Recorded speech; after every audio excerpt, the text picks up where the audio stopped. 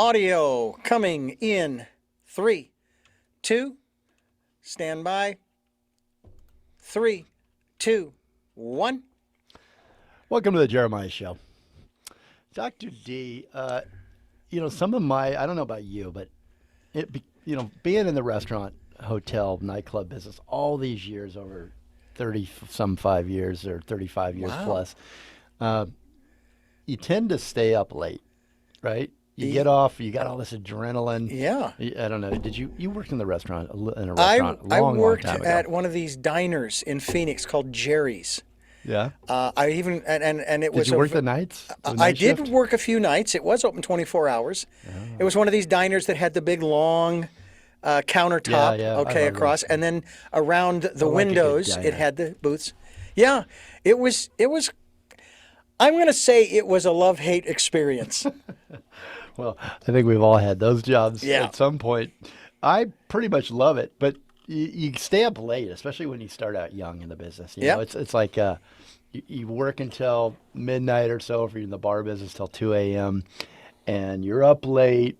And then when you go home, you just still hear the dishes and the guests and the laughter, and you can't go to bed early. I mean, you just cannot go to sleep. You've got all that adrenaline going. You hang out with your friends afterwards, and you go out and blow all your money at the bar. And back when I was doing it, you could still smell the cigarette smoke. Yeah. I'd go home. God, I remember the smoking sections. Yeah, that brings back memories. Yeah. But what I would do, when I got into this habit young, was that I would listen to smooth jazz. There's a great station in LA. Oh, hardly any commercials. Played smooth jazz, and it released the day and and all the things that you've been through that day, and really became kind of a tradition for me. I almost cannot sleep without that kind of music, or wind down without that kind of music. So if you are a lover of smooth jazz, as I am, especially in the late evenings when the world gets quiet and my mind starts to forget about the day, I want to go into different worlds, kind of a relaxing world, letting go of that stress. Yeah. With the smooth jazz soundscape. I listened to our special guest today, Paul Taylor. He really helps me get there. It helps me relax, and takes me to those other worlds that I'm talking about. And that's without any extra help. It's just, I'm just talking about relaxing and letting go of the day. You know him from his 25 years of bringing us some of our very favorite music. This man plays his instrument with great skill and mastery. It's as if it is naturally just a part of him, and that the notes were sent to him and then played for us. It's almost as if he's taking his soul and he's exposing it to us. His new single, Straight to the Point, went to #1 on Billboard's Smooth Jazz Airplay chart right now. Our special guest today, of course, is Paul Taylor. He's a contemporary smooth jazz saxophone recording artist. And today on the show, so happy to have him on to introduce us to his new album. Mm-hmm. It's called And Now This. It's released on Peak Records. It's available everywhere. Welcome to the show, Paul. So nice to have you. Thank you so much, Jeremiah. Dr. D, glad to be here. We got it going. Yeah, we do got to go. We're going to get it going this hour with you. And Paul, where are you at right now? Are you in Las Vegas? I know you live right? I am exactly in Las Vegas in my studio across town, and all dialed up and zoomed in and zoomed in, not zoomed out, zoomed in. Is that a jazz hairstyle you're wearing? I don't know what you'd call it, but just kind of an updo. I kind of came across about a couple years ago. I've been rocking this style, kind of like, I still got the long dreads, but they're just kind of. Turn one more to the side. Let me see that again. So for the radio listeners, you got to go to the YouTube channel and check out. Paul is. Look at that. How long are you in the chair getting that done? Richard's just jealous of hair in general. Well, Actually, not that long, really. I just get French braid going this way and a little clip going back that way, and maybe like less than 10 minutes, and I'm ready to go. Did you know we have one of the world's best saxophone players? And you had no idea, Paul, that the first thing we were going to ask you is about your hair. He's like, next question, please. But next question, please. Yeah, next question, please. But Paul, I mean, it's almost as if, and this is, now I'm getting silly, but it's like your sax blowing that air back, and your hair's just. It's almost like we're on the journey with you. It's just, yeah, it's like a powerful statement. Anyway, welcome to the show. So you're in Las Vegas, and I was going to get to this question earlier, but how much does Las Vegas inspire your music? I would imagine that city would inspire someone like you in certain ways, and does it, Paul? Well, Jeremiah, I think I guess in the long run, it does inspire me, because wherever you're at, you want to be, whoever you are, you want to be in a good place, in spirit, or in the flesh and the spirit, and just be safe and have influences around you like nature or interiors that just make you feel at home. So I do have that here, and I've been here a long time, since like 1978. So yeah, like Vegas, I've seen it, like all the changes throughout many decades of different changes and stuff, and you just roll with it. And I feel totally at home and at ease here, and enough to do my give me inspiration so I can just think my ideas and musical ideas and get down to it. And so you've been there a long time. And I would imagine it's probably a great place for gigs and for what you do and for the music business, to play with some great artists, right? And to do what you do. And so originally, I would imagine you probably moved there for some reason. Is that true? Or is there were you playing in the area, or were you already there because that was the place, that you picked as home? Well, the reason I moved to Vegas was, I'm originally from Denver, Colorado, born and raised, and then 18 years old, senior year in college. During that year, you're planning on going to college or doing whatever you're going to go with, with the counselor and my parents, and like the next step was try to get into college, try to get a music scholarship, and applied to a number of different schools, and the best offer I got was University of Nevada, Las Vegas, UNLV. So I took that and off to Vegas in 1978. That's what brought me. The music brought me here and education to Las Vegas. Is it true they have a slot machine in every classroom? They might have at one point, but now not in every classroom. But Vegas, like when I was going there, it probably still is. It's diversified so much, but UNLV was known for. We had a great music program, but mostly for the hotel administration. Oh, wow. So I'm sure they made a lot of makes sense. Hotel executives from there. They have, so. Sure. It's a great school for that. Why the saxophone? Well, okay, funny story with that. So my parents got myself and my brother. We were 7, and he was 6. And in some organized, when parents get your kids into like baseball or football, sports, organized activities. So for us, it was youth band. So on the first meeting with the director pretty much picked the instrument for me and my brother. He looked at him and said, "Okay, we're going to start you on clarinet, and we're going to start you on the saxophone." Serendipity. Lucky you. That's how it was chosen for the saxophone. I just stayed with it, and here I'm talking with you guys like decades later. Yeah, you got well, I'm sorry for all those clarinet players out there, but I think you got the cool instrument. I had the clarinet. I got handed the clarinet when I was in school. Oh, my. And I don't know if I've ever told the story, but it's not about me today, but I'll tell it real quickly. This is why I have nightmares about the clarinet. I didn't do my practice. Okay, so it's all my fault. But the school, they have the pageant at the end of the year or whatever, with the performance. Yeah. And I had a solo with the clarinet, and it was Mary Had a Little Lamb. So I could hear it in my head when I blew, but I never learned how to play it. And when I got up in front of everybody and I played Mary Had a Little Lamb, just going, you know, and so I have nightmares. I have nightmares about the clarinet. Good for you. And I gave up my music career. Was the saxophone just I wish a I had the perfect sax. fit? I would have probably practiced the Yeah. sax.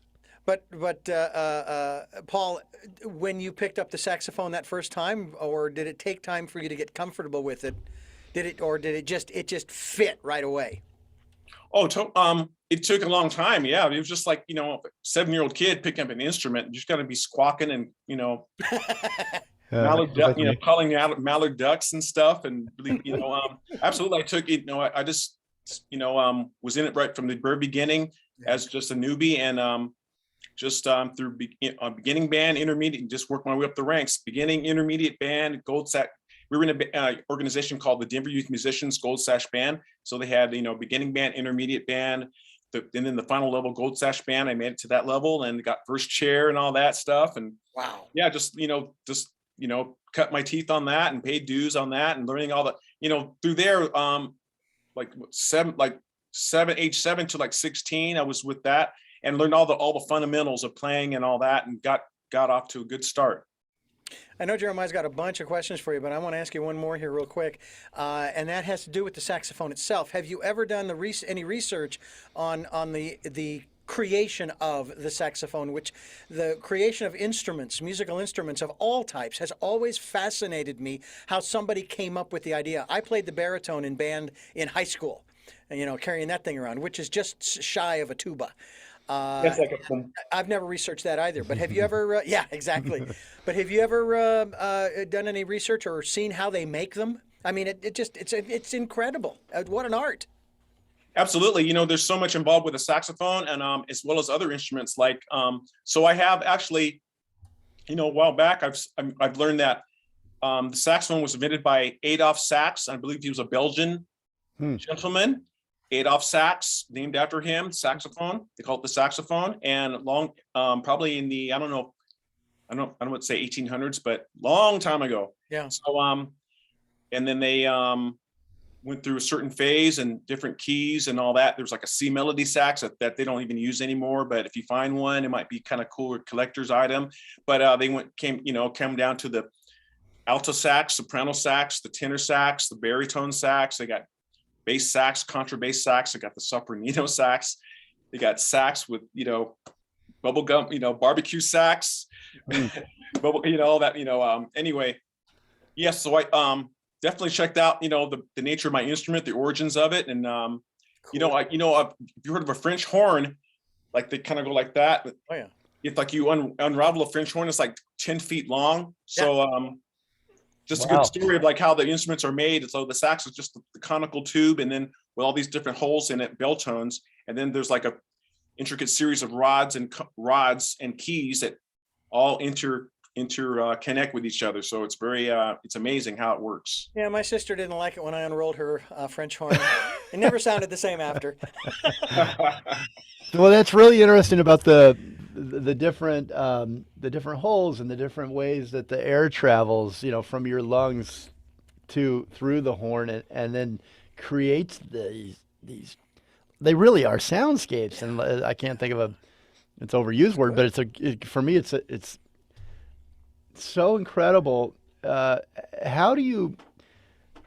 Is it a conscious thought of how you? It must be in the training and the learning of playing the sax, but how to manipulate all of the different tools on this instrument to create what you do, Paul? Is it even something you can put into words?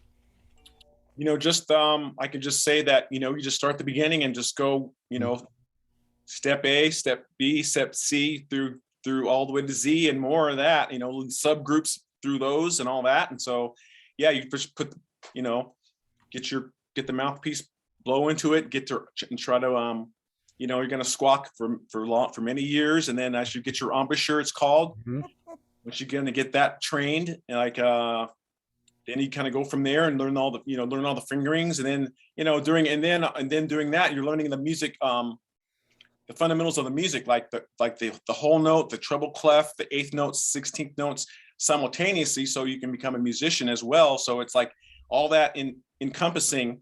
So yeah, you just take it one step at a time, like anything else, and then it just doesn't come. It's so undaunting, but it still takes a second to do it. You just, which is a kind of a good thing in a way. I think you need to pay dues that like you just can't pick it up and start just blowing all over the place. So I paid a lot of dues, so it's good to see. A lot of people look for shortcuts, but there's no shortcut. You just got to put the work in. Well said.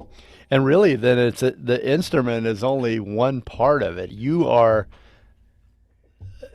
just as important, and your muscles and your all the training and the experience and the two belong together. It's so cool how it comes like together and you create what you do. It's like the instrument is an extension of Paul. Yeah, right.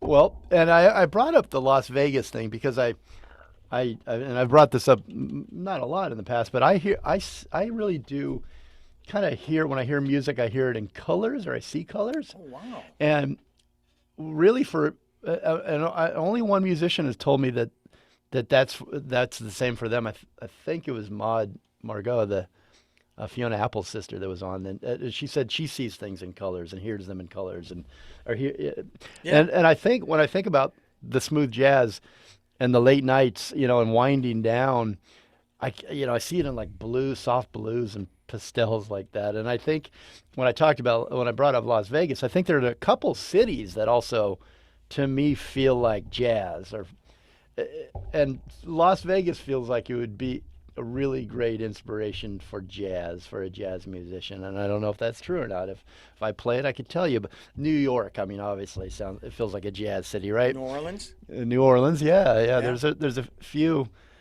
And so, Paul, that's why I was asking. I mean, the desert's so beautiful, and the city is also, Las Vegas, but it is beautiful with the lights in its own way. And it's, and I just feel like it would be a good creative city for what you do. But I agree with everything you said. Pretty much, to me, like seeing how I see music, it's, I never really thought about that. I just hear it and just like react to it, and makes my body move, groove to it, or not. It depends on whatever it is. And so I guess at some point, at some time, I could see colors, or I just see realism. I just like relate to like real life experiences, or real like just bopping your head down the street, or just tapping your foot. Just like, if it sounds good, it sounds good. If it doesn't, then to you, it's, and so, I kind of seen, when I got the scholarship and came here to Vegas, and then, it was more obviously, and probably to me, it's kind of still is known as more show business kind of town. Like when I got in the late 70s, it was like, it was more like the headliners that were kind of on their way out, like kind of come to pasture, like the Dean Martins and Frank Sinatras and those people within that ilk. And then they were, had their headliners at the hotels, and they just stayed there and just rotated around. And then like, so it was like, there was some jazz there, but it was predominantly, I would say, more like showbiz kind of things, and like production shows like the Folies Bergère, stuff like that. And then over the time, it still took a while before it like became, going to Vegas was a mainstream, because even like as through the years when I played in lounges for several years there, and so when I finally got my record deal, working hard and writing my demo songs and getting it up and like making contacts. And sometimes I would kind of like downplay my Vegas. Hey, where are you from? Well, I'm from Las Vegas. But then sometimes people would go like, oh, you must be a lounge. Vegas. So in other words, Vegas had a stigma for musicians, like a lounge lizard, basically. Yeah. So that wasn't to me. That's not good. But it is. But you paid your dues. More than that, I wasn't like I'm trying to be just a jazz artist, like not just someone just plays in the lounges. So I kind of downplayed that. So to your question, it kind of like didn't really seem like a jazz town to me, but like, of course now it's like everything's diverse. Vegas is totally cool, totally diversified. The gaming, we got the food there, we got the shopping, everything's just like right on. Like the fact, we're not like 6 months behind in the fashion styles. Everything, we got celebrity chefs here. Yeah. It's not not quite as cheap to eat here because the food's so good and stuff now, and of course the gaming there. So it's just more diversified in all the ways and culture. So you know, it's still maybe a little more toward jazz. Jazz can fit in there as well, and not just the show busy stuff. Do you miss those old days of Las Vegas? Do you like the new Vegas? Which one does Paul Taylor fit into more? And if you were born into it as an era, I kind of like both. A little bit of both. I like somewhat the older style, the older version of it, in the fact that just how, let's see, like just easier to get around a little bit, but I like the new way now because it's more corporate. It's just more you know, with the internet, of course, you know, with the technology as well. We have the internet, everything's so quick and all that. You can just dial stuff up on your phone and find information and stuff like that. So I think a little bit of the old way, but more of the new way, like a quarter of the old way and 3/4 of the new way. Well, I bet the new way, the internet and all that played into the new album, because you recorded this or created the album over COVID, and I know without the collaboration, without the internet, the musicians, you know, you guys couldn't be face to face, or people across the country, and the collaboration, I know with the internet really did help. And we've got to take a real quick break. We're talking with Paul Taylor. He's our special guest today. Contemporary smooth jazz saxophone recording artist. He's bringing and introducing us to his new album. It's called And Now This. It's released on Peak Records, available everywhere. So during the break, do me a favor and go follow Paul Taylor if you aren't already, and check out the album. His new single, Straight to the Point, which we will be playing in its entirety at the end of the show, so stay tuned for that, is #1 on Billboard's Smooth Jazz Airplay chart. And we're also playing portions of 6 new songs from the album through the interview, like right now. I'm going to tell you what you are going to be listening to when we get back. Paul, maybe you can talk a little bit about this. It's Quitting Time Somewhere. This is Friday at 5, and we'll be right back. And audio coming at you in 3, 2, 1. Welcome back to the Jeremiah Show. We're with Paul Taylor on this special show. We're playing the new album, And Now This, by Paul Taylor, that he released. You have an opening question here, Dr. D, before you get to mine. I ask Paul, first of all, great music. I loved putting these tracks into the session. Give us your comparison, your observations as to how jazz and the blues work together, because it seems to me like there's a lot of jazz that could be bluesy, and even the blues, if there were no lyrics to it, could also maybe even be jazz.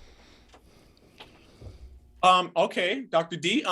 You know, I think what we have what the jazz and the blues have in common are the basic structure of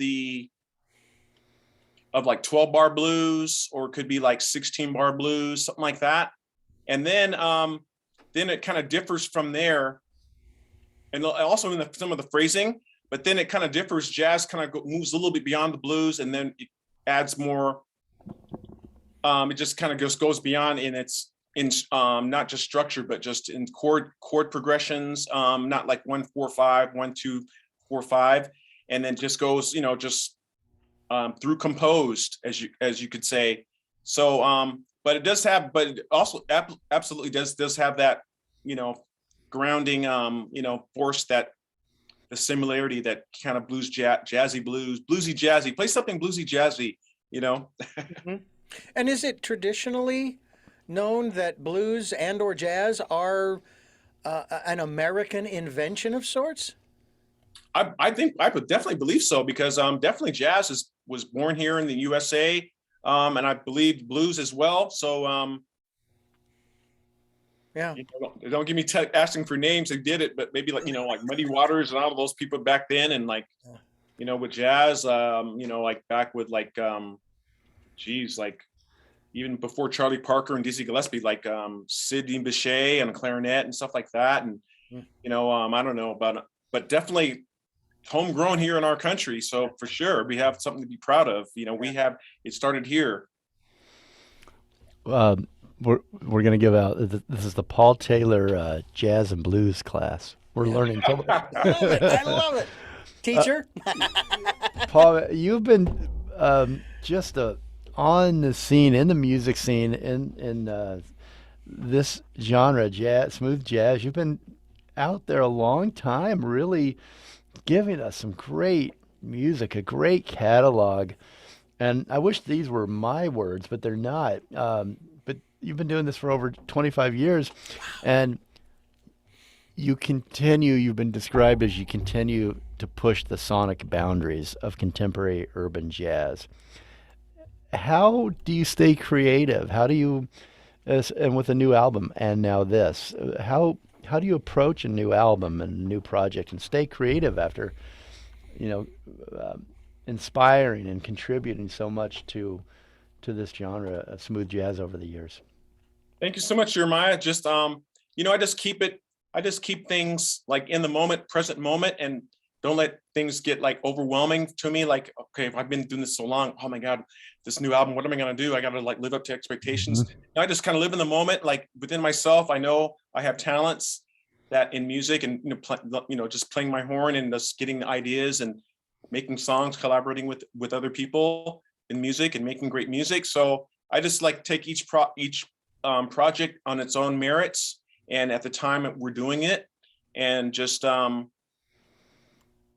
take it like I usually, most of my albums are just like start from an open slate, blank slate, and just kind of build from there and let it take on the form it's going to take on, and like with no pressure, and just like build the best songs you can at the time, and at the same time grab a song or two from back in the day that you were just burning to get to bring up to life back, you know, and retool it, you know, so, and throw, you know, also bring in like a cool cover song that you've liked, you know, and or someone like has an idea. I'm open to any ideas we have, and so we just kind of go from there, like the given producer I work with and myself, and just we just go at it and just get crazy with it and go with all our might, you know, and so then that's how I do it, basically pretty much in each one, just take it on its own merits. So don't get too hyped and just keep kind of even keel. That's my personality. I don't get too high, I don't get too low, just kind of keep it even and just kind of go right along with the flow. It comes to you, right?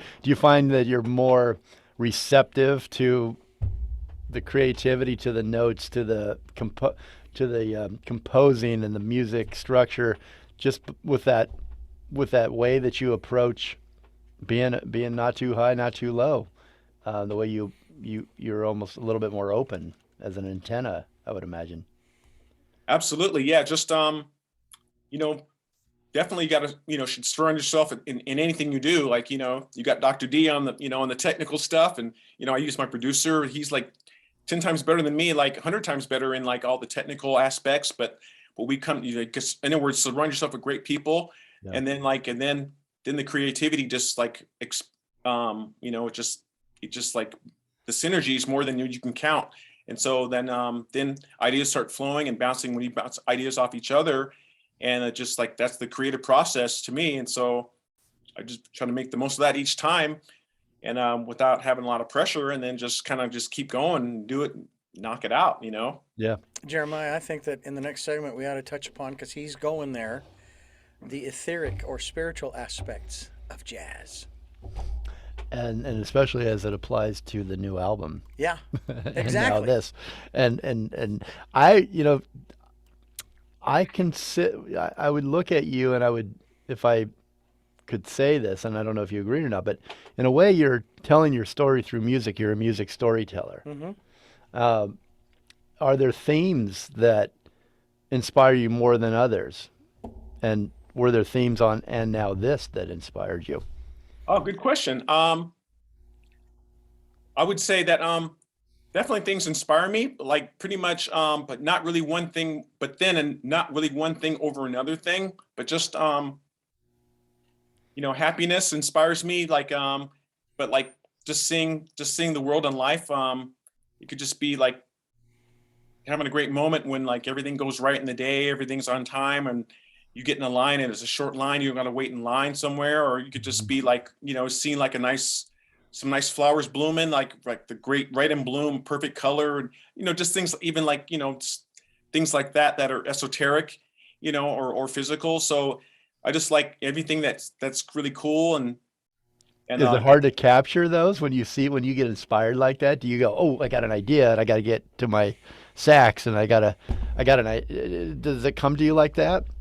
Not so much like that, but it does come like later on, like say naming the songs, the compositions. That's when those visuals come to play. Like, man, that just reminded me of XYZ. That reminded me of those flowers over there. It reminded me of like, getting off at 5, Friday at 5 when you're off of work, or like, epic dream. Like, I mean, I just had the most awesome dream. Like, you probably couldn't remember all of it, but you remembered enough of it to be so great, things like that.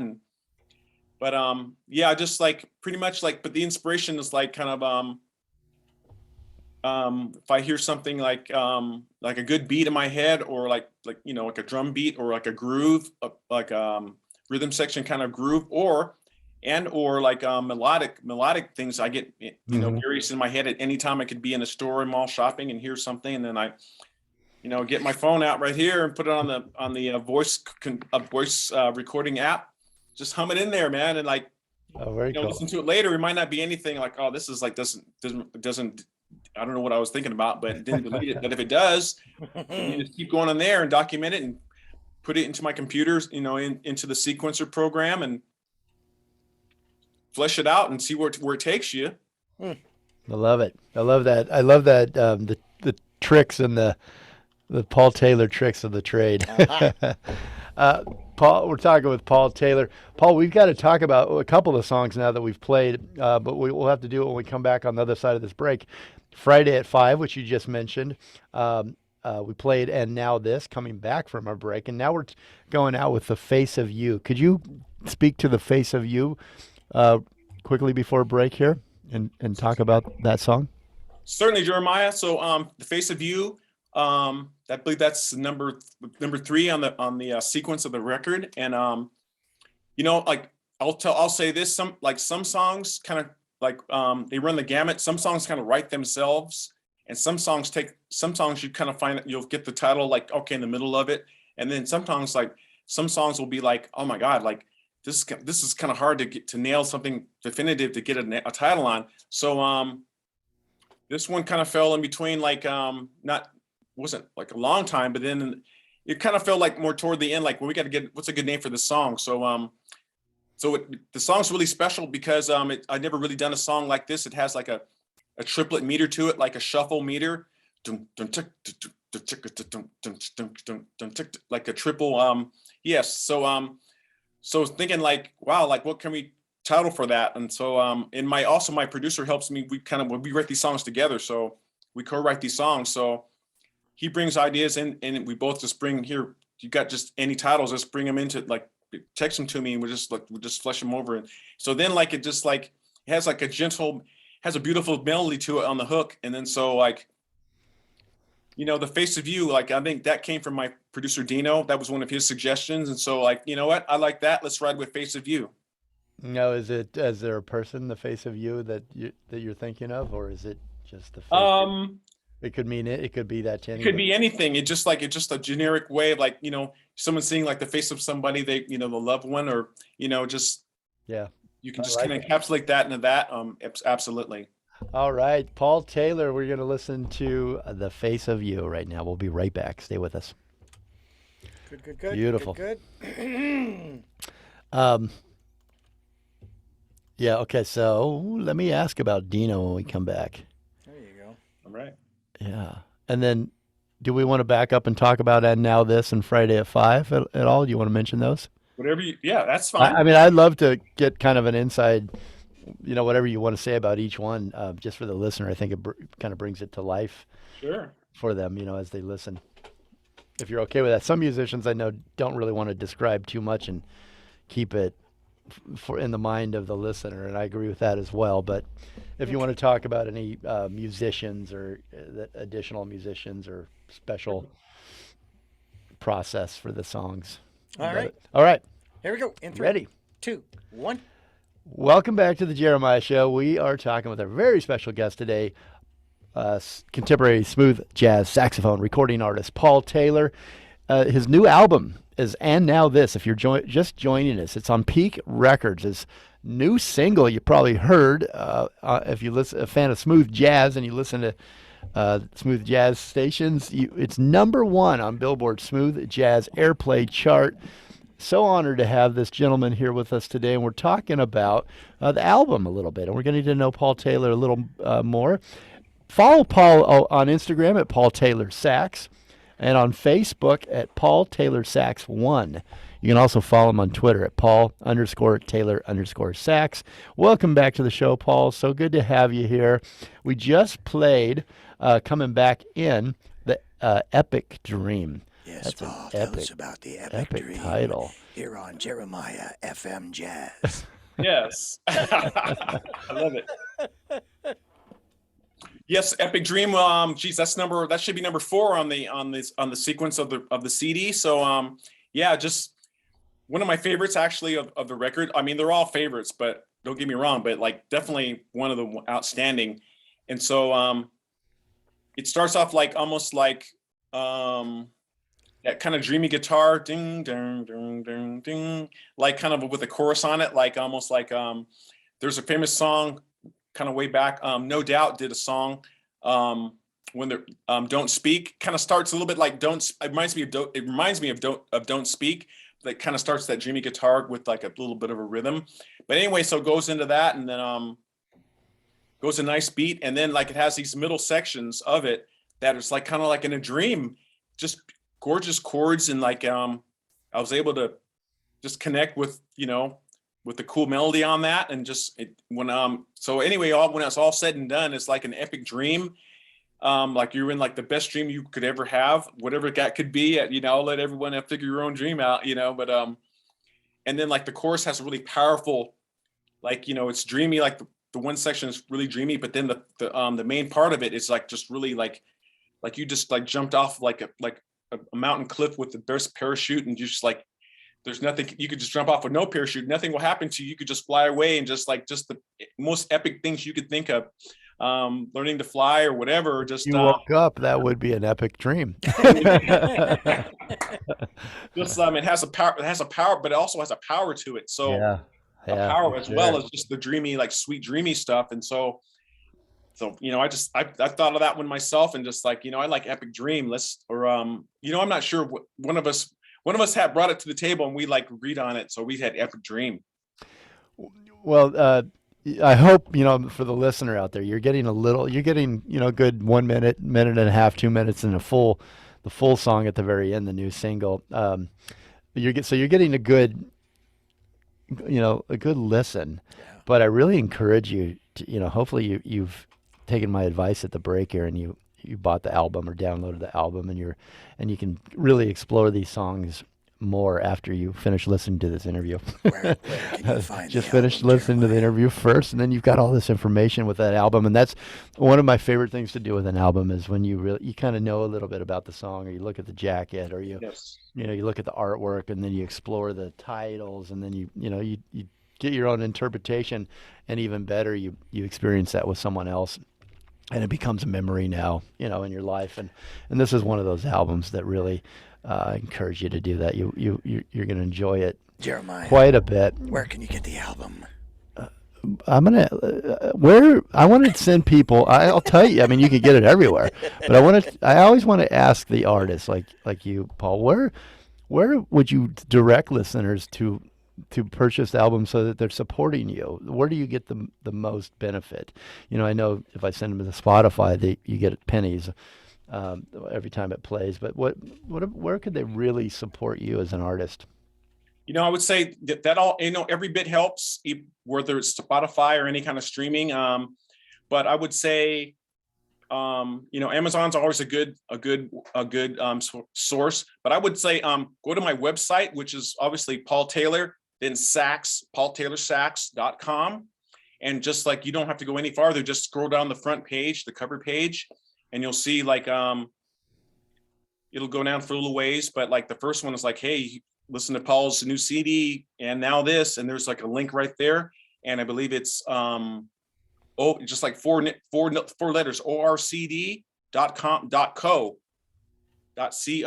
and just click on that, and they'll take you to all, Pandora, Spotify, Apple Music, Amazon Music, that you can in turn buy it, a physical copy, and the other ones you can stream or download. And I think that would be the best way. Pretty much go to my site. But what a great shot of you on your website there. That's a great photo. Thank you. Okay, well, you heard him. I guess we've got to take another break, Dr. D. But since you're making me take a break, I'm going to give out all of Paul's information again here for you. Okay. This is our very last break, so stick with us. We've been saving some really good stuff for the end. I'm just going to tease you. Paul Taylor's new album is And Now This. You can follow Paul on Instagram at paultaylorsax. Facebook, find him at paultaylorsax with the number 1. And on Twitter, Paul_Taylor_sax. You can also go to his website to get the album, read his bio, find out where you can see him at at his gigs. He's got a great store, a great photo gallery, and that is paultaylorsax.com. We'll be right back. Last break. Stay with us. Good deal. Good deal. All right. All right. So you're going to be coming out with a holiday album here pretty soon, Paul?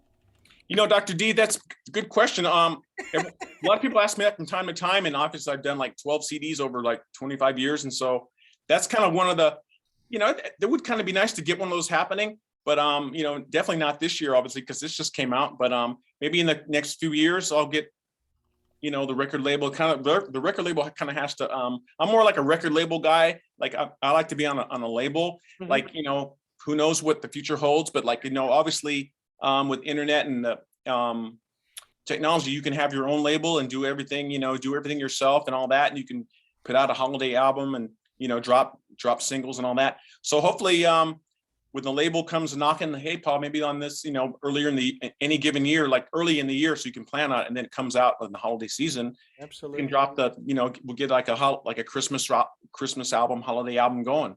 Very cool. All right. I got 2 final questions for you. All right. And we need to wrap. Here we go, ladies and gentlemen, boys and girls, in 3, 2, 1, you're live. Welcome back to the Jeremiah Show. We have spent this really great hour with some really great music from the new album by Paul Taylor, And Now This.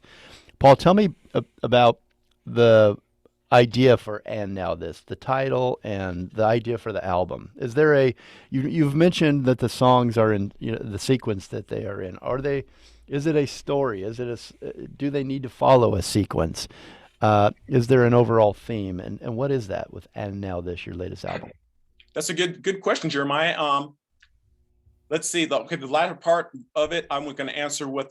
So I have a great manager. Her name is Andy Howard, of Andy Howard Entertainment, and in California. So I've just been with her almost since from my 3rd CD on. So she's done she's been there right hand in hand with all the CDs since then. So anyway, she's like, after we get them all. When we turn the music in, I like the first ones that she'd done. I would like any given producer, like we'll write down like, man, if they would do this sequence, it would be just so dope, But like she takes the reins and like arranges it, sequences it herself. And she does it so well that I don't even have to worry about it. She just sequences it, and so Andy Howard sequenced the record, this one as well, and she just put it in the order. And it just kind of just tell a story. I don't know how she does it, but just roll with it, and like it comes out beautiful. So go Andy. Go Andy. So hey, it takes a team. So she put it in the order, and like it kind of just have a flow to it. And like I like the way she put like good night at the end. Good night. Yeah, I do too. Yeah. Well, I apologize to her. I don't know if I played them in order. I should have asked the question before I put together the soundtrack. And we're playing obviously. At the very end here, upcoming in just a moment, the entire single Straight to the Point, because it's so hot right now. And so, but I could say goodnight after at the very end. Paul, I have one final question for you, because it does take it. You do have a great team there, and it sounds like you're very loyal, and you find great people. You've surrounded yourself with great people, and it works. It's worked very well for you in your career, and for the music that you've gifted all of us, all the listeners here. But you have a long-term relationship with. Working relationship with Brian Monroney. Can you tell us a little bit about him and how that started? And I know that you worked on this album with him. Absolutely, glad to do that, and very observant on you, my man, for noticing that, because he's been on last several of my CDs. So now, besides that, there's not a really great big story on him, but there is basically how I know about him. He's through my producer Dino Esposito. Dino knows him, and so I had never met him before. And so when he started recording on it's probably like the last 6 albums at least. Mm-hmm. So anyway, Dino would Dino, like the producer, obviously the producer is like the person that keeps everything in control and keeps everything makes everything happen, and like calls the musicians and gets the times and gets the studio time and all that, and then obviously does all the works with the artists and all that and gets it all together, helps get it all together. So Dino found Brian for me, for us, and just like great guitar player. So his background, from what I saw, I did get a chance to meet him one time in Las Vegas. He came to, I guess he was in Vegas at a certain time, and I got to see him track one of our songs. And so he played with Engelbert Humperdinck. Wow. He was Engelbert Humperdinck's guitarist, and so just a kick butt guitar player. So that's pretty much the story on Brian Monroney. So we've had him on every single CD, and he's on and now this as well. And then I do notice like on Epic Dream, he is not on Epic Dream. There's another gentleman on Epic Dream, but Brian is there for like last several CDs. So anybody else that you'd like to thank or mention before we say goodbye? And we've teased the listener long enough. We've got to play this single for you. Oh my God! Like obviously, hands down to Dino Esposito, my partner and producer. We wrote these songs together, all except for one cover song. It's really cool. Write It. It's like kind of more a club kind of song, but shout out to Dino Esposito, Andy Howard Entertainment. You probably know Cheryl Forrestein that got us hooked up, my publicist. Hi, Cheryl. Hi, Cheryl. And of course, Peak Records and BFD on the record label distributing this new disc, and all the of course. Don't forget the Academy. Yeah, maybe one day that'll happen. But all the fans, the fans to make that happen too by listening and other voting members, whatever. But all the fans, of course, shout out to everybody, and I hope you just keep discovering this new album. And I'm really happy with it. It's the best work as of this date and stuff. And are you on tour at all soon? Absolutely, have been on tour. I've definitely been on tour all through this. We got it going like maybe from April or May on. Like it just kind of opened up. It started just gradually opening up from the pandemic, and so I've been gigging pretty steadily, and especially the last 2 months. Almost every listeners can check you out your schedule on your website as well. Absolutely. So like December is a little bit, we're done. I played 2 weeks ago in Philly. That was the last for December. So we'll kick it back up on January 7th, going to Yoshi's in Oakland. Oh, nice. Very famous jazz club. Yes. Very cool. Well, maybe I'll try to get up there and see you, Paul. I love the album. Thank you so much for the gift of your music and this new album. Thank you for spending time with us. And we've teased you long enough. As I said, we're now going to play for you from the new album by Paul Taylor called And Now This. This is straight to the point. Communicate, listen more, and evolve. Have a great week, everybody.